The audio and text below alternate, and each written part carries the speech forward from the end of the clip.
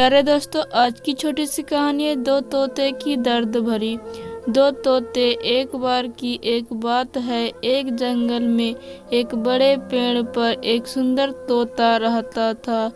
उस तोते के दो सुंदर सुंदर बच्चे थे। वो दोनों बच्चे एक ही जैसे थे।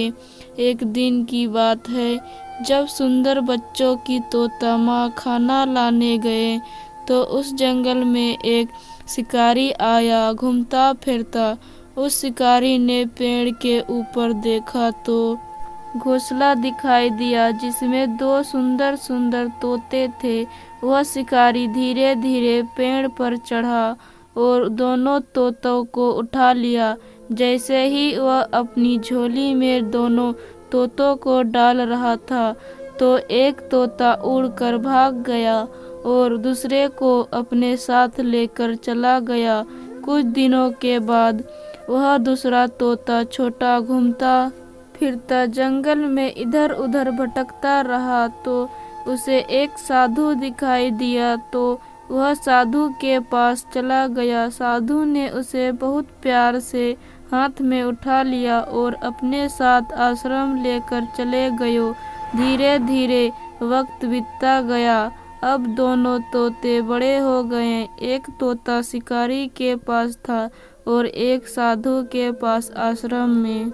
अब धीरे धीरे बहुत दिन बीत गए तो उस जंगल में से एक दिन एक राजा गुजर रहा था तो उसे एक आवाज सुनाई दी, मालिक मालिक, आप यह तीर और धनुष उठा लीजिए और इस आदमी को मार दीजिए।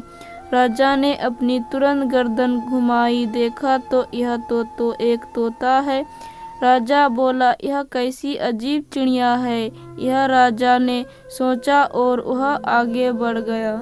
राजा धीरे धीरे जंगल से घूमते घूमते साधु के आश्रम में चले गए और पानी पीने के लिए घोड़े से उतरे तो राजा ने दूसरे तोते को पिंजरे में बंद देखा।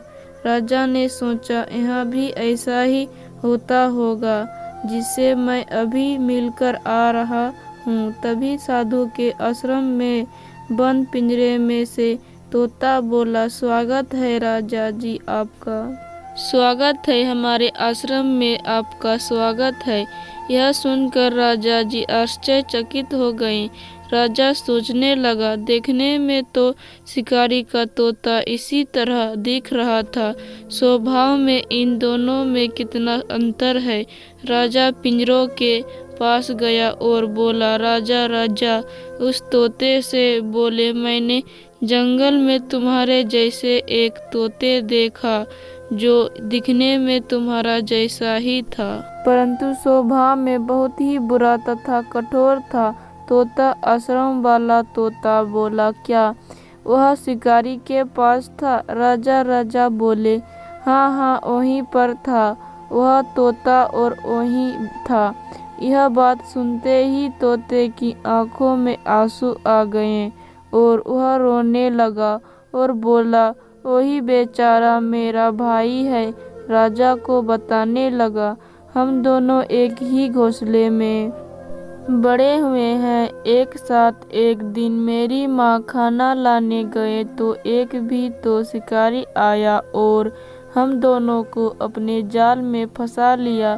मैं तो वहाँ से बच निकला, वह उस जाल के अंदर फंस गया और मेरा भाई उस शिकारी के साथ रहकर बहुत ही बुरा बन गया और बोला, मेरे मालिक तो बहुत अच्छे हैं, वह साधु है, इसीलिए मैं बहुत ही अच्छा हूँ। तो दोस्तों, इस कहानी से हमें ऐसी शिक्षा मिलती है कि जैसी संगीत करोगे वैसा फल पाओगे।